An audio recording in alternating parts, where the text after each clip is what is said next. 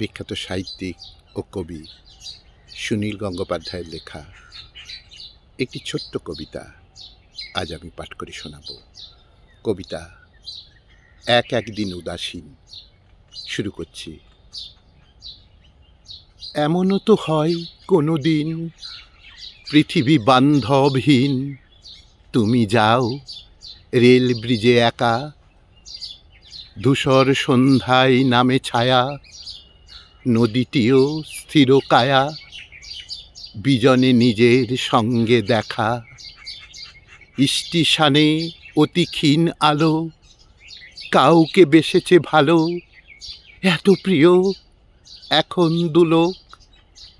হে মানুষ বিস্মৃতি নিমেষে, তুমিও বলেছ হেসে, বেঁচে থাকা স্বপ্ন ভাঙা শোক। মনে পড়ে সেই মিথ্যে নেশা, দাপটে উল্লাসে মেশা, অহংকারী হাতে তরবারি। লোভী দুই যক্ষ চেয়েছিল সোনার রূপার ধুলো, প্রভুত্বের বেদী কিংবা নারী। আজ সব কিছু ফেলে এলে, সূর্য রক্তে ডুবে গেলে, রেল ব্রিজে একাকার হাসি, হাহাকার মেশা উচ্চারণে।